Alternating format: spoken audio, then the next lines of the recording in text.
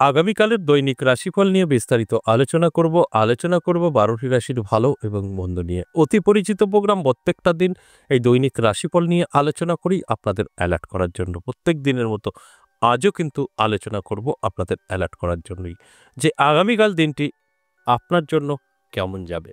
অবশ্যই 12টি রাশির কোনো না কোনো রাশির ভালো কাটবে, কোনো না কোনো রাশির কিন্তু অনেকটাই টেনশনের ব্যাপার হতে পারে। অর্থাৎ 12টি রাশির ভালো থাকবে কখনোই সম্ভব না, খারাপ থাকবে সেটাও সম্ভব না। ভালো এবং খারাপ উভয়ই কিন্তু থাকবে, আর সেটাই জানানোর চেষ্টা করব আমি। এর জন্য অবশ্যই আপনাদের সঙ্গে থাকতে হবে শেষ পর্যন্ত, তবেই কিন্তু জানতে পারবেন। তারপর শুধু জানলে হবে না, আপনার জীবনে অ্যাপ্লাই করতে হবে। তারপর গিয়ে কিন্তু আপনি ভালো থাকতে পারবেন এবং খারাপগুলো আপনার জীবন থেকে দূরে সরাতে পারবেন। সঙ্গে থাকুন, অবশ্যই আমি বিস্তারিত আলোচনা করব। তার আগে আগামীকাল দিন সম্পর্কে বলে নিই, তারপর আমি এক এক করে রাশি নিয়ে আলোচনা করব।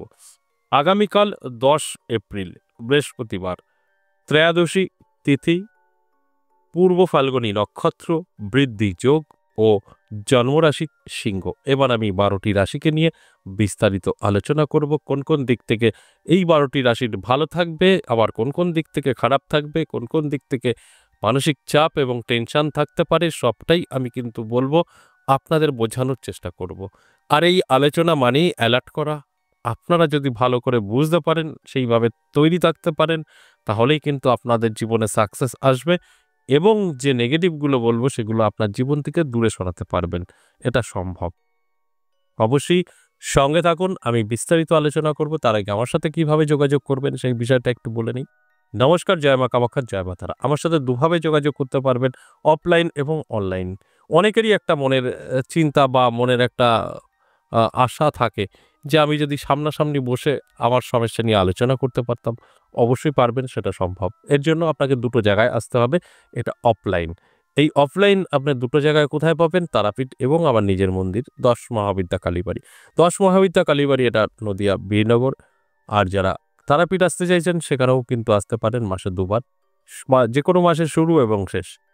এই এপ্রিলের শুরুটা হয়ে গেছে, শেষটা আপনি পাবেন 25 এবং 26 এপ্রিল। যদি মনে হয় যে তারাপীঠ আপনি দেখা করতে চাইছেন, তাহলে অবশ্যই ভয়েস মেসেজ করে বা লিখে হোয়াটসঅ্যাপে এসে বলবেন। তারাপীঠের কন্ট্যাক্ট নাম্বার আপনাকে দেওয়া হবে, সেখানে সরাসরি কল করে আপনি বুকিং করতে পারবেন এবং আপনাকে সম্পূর্ণ গাইড করার দায়িত্ব। যাকে কল করবেন সে আপনার গাইড করে সম্পূর্ণ আপনার ভালো মন্দ ব্যবস্থা করে দেবে। এবং যারা দূর থেকে যাবেন থাকার ব্যবস্থাও আছে, সেটা নিয়েও কোনো টেনশনের কিছু নেই। যারা আমার মন্দিরে আসতে চাইছেন সেক্ষেত্রেও হোয়াটসঅ্যাপে আসতে হবে, ভয়েসে বা লিখে বলতে হবে যে আমি মন্দিরে যেতে চাই, এখানকার ঠিকানা আপনাকে পাঠানো হবে। ঠিক এইভাবে আপনি কিন্তু আপনার জায়গা চুজ করে কোন জায়গায় আসবেন বললে সেখানকার অ্যাড্রেস আপনি পেয়ে যাবেন। আর যদি মনে হয় না আমি অনেক দূরে আছি, বাড়িতে বসে যদি জানতে পারি আমার ভালো হয়, সেক্ষেত্রেও কিন্তু বলবো আপনার ভয়েসে বা লিখে বলতে হবে আমি বাড়ি বসে আমার সম্পর্কে জানতে চাই। সেক্ষেত্রেও কিন্তু সম্পূর্ণ প্রসেস আপনাকে পাঠানো হবে। প্রসেস কমপ্লিট করবেন, 24 থেকে 48 ঘন্টার মধ্যে কল করা হবে। ঠিক এইভাবে অফলাইন বা অনলাইন আপনি কিন্তু আমার সাথে যোগাযোগ করতে পারবেন সিস্টেমে আসার পর। যদি কেউ মনে করেন আমি নাম্বার পেয়ে গেছি সরাসরি কল করবো আর কথা হবে, তাহলে ভুল করবেন। এখানে সরাসরি কখনোই কথা বলতে পারবেন না সিস্টেম ছাড়া। এখানে সব কিছু সিস্টেমে হয়, সিস্টেম ছাড়া কিচ্ছু হবে না। তাই আপনার নাম্বারে কল আসলেই কল রিসিভ হবে, একদম ভুল কখনোই হবে না। হোয়াটসঅ্যাপেই আপনাকে যোগাযোগ করতে হবে এবং আপনি বলবেন, সেই অনুযায়ী আপনি কিন্তু সিস্টেমেটিকগুলো পেয়ে যাবেন। কমপ্লিট করবেন, আপনি অবশ্যই কলে কথা বলতে পারবেন। এবার আসুন বিস্তারিত আলোচনা করি দৈনিক রাশিফল নিয়ে। এই দৈনিক রাশিফল কিন্তু অত্যন্ত গুরুত্বপূর্ণ, কারণ আমাদের জীবনে সকলের ভালো কখনো থাকতে পারে না, সকলের খারাপও থাকতে পারে না। তাই আমি সেই দিকগুলো আপনাদের জানানোর চেষ্টা করি যে আপনার জন্য কিন্তু সময়টা ভালো, আপনার জন্য সময়টা খারাপ। এবার সেইভাবে আপনি চলার চেষ্টা করুন। যাদের ভালো বলবো ভালোভাবে চলার চেষ্টা করবেন, যাদের খারাপ বলবো খারাপ দিকগুলো আপনি কাটিয়ে উঠতে পারবেন। অর্থাৎ নেগেটিভ যদি আপনি জানতে পারেন সেটা আপনি আটকাতে পারবেন, এটা সম্ভব। আর যদি আপনি না জানেন তাহলে কিন্তু আপনার সাথে ঘটবেই।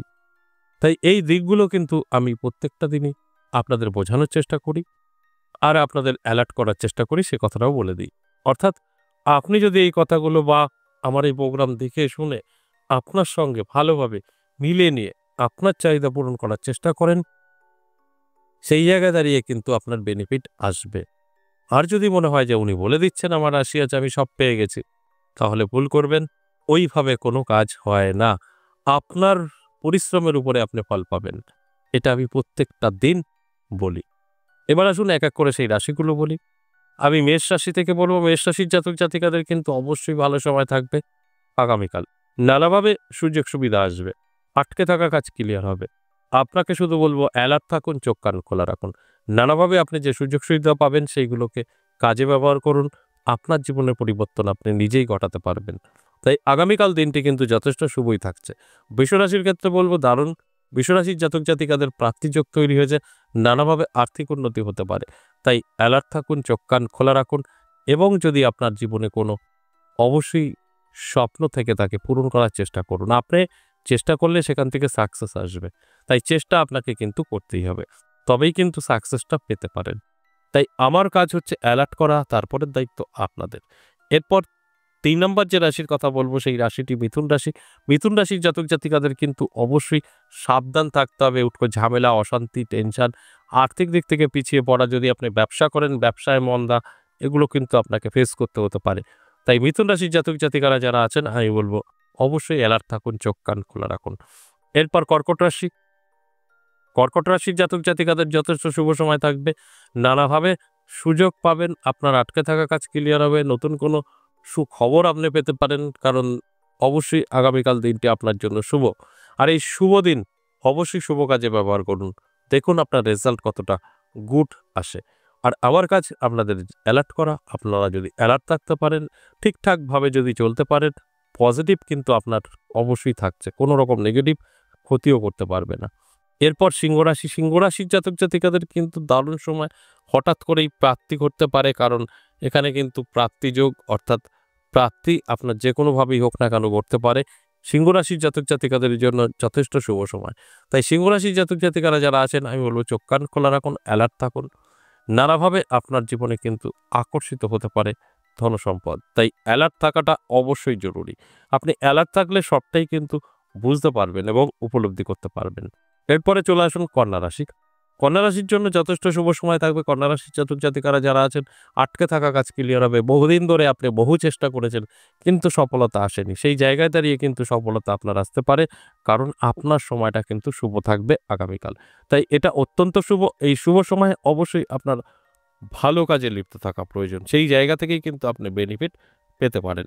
এরপর তুলা রাশি। তুলা রাশির জাতক জাতিকাদের কিন্তু সতর্ক থাকতে হবে। নানা দিক থেকে বাধা বিঘ্ন আপনার আসবে। যেকোনো কাজে বাধা, যেকোনো কাজ করতে গেলে আপনার দেখবেন আটকে যাচ্ছে, হচ্ছে না এবং নানাভাবে সমস্যায় পড়ে যেতে পারেন। তাই এই সময়টা বলা যেতেই পারে যে খুব ভালো কিন্তু নয়। তাই অ্যালার্ট করার জন্য আমার এই আলোচনা। অ্যালার্ট থাকলে আপনি সবটাই কিন্তু ও সেট থাকতে পারবেন। তাই অ্যালার্ট থাকুন। আমি যে কথাগুলো বলছি অবশ্যই দেখবেন আপনি এর মানেটা বুঝতে পারবেন এবং সেইভাবে চললে আপনার ভাগ্যটাও কিন্তু গুছিয়ে নিতে পারবেন। এরপর বৃশ্চিক রাশি। বৃশ্চিক রাশির জাতক জাতিকাদেরও কিন্তু খুব একটা ভালো সময় যাবে না। নানাভাবে কিন্তু আপনারও চাপ তৈরি হবে। সবচাইতে বড় যেটা, সেটা হচ্ছে মান সম্মান হানি হতে পারে, সম্পর্ক নষ্ট হতে পারে।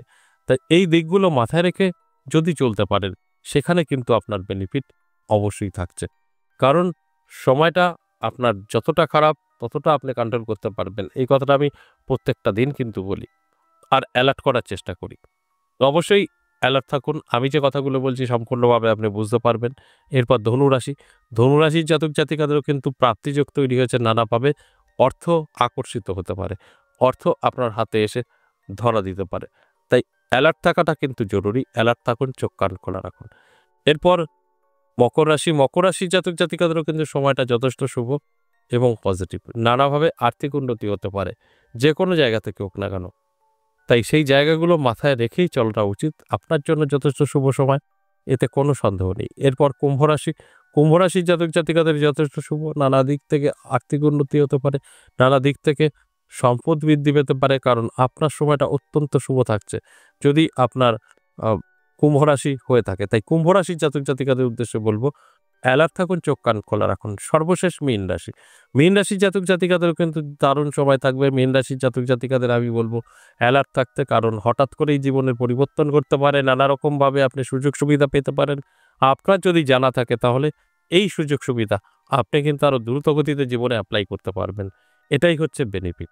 এই যে আলোচনা করলাম ১২টি রাশি, এটা সম্পূর্ণ এভারেজ এবং সর্বজনীন। এখানে কারোর ব্যক্তিগত জন্মছক বা হস্তরেখা বিচার বিশ্লেষণ করে আলোচনা করা হয়নি। তাই এই জায়গা থেকে আপনার প্রত্যেকের ১২টি রাশিরই মিলবে তা কিন্তু কখনো সম্ভব না। অবশ্যই মিলবে। যাদের সব ঠিকঠাক থাকবে তাদের সাথে মিলবে। যাদের কোনোটাই ঠিকঠাক নেই তাদের সাথে কিন্তু কোনো রকম মিল খুঁজে পাবেন না। এই যে ১২টি রাশিকে নিয়ে বললাম, জাস্ট এটা আপনাদের অ্যালার্ট করা। আশা করি বুঝতে পেরেছেন। আজ এ পর্যন্তই, আবার আসবো নেক্সট ভিডিও নিয়ে।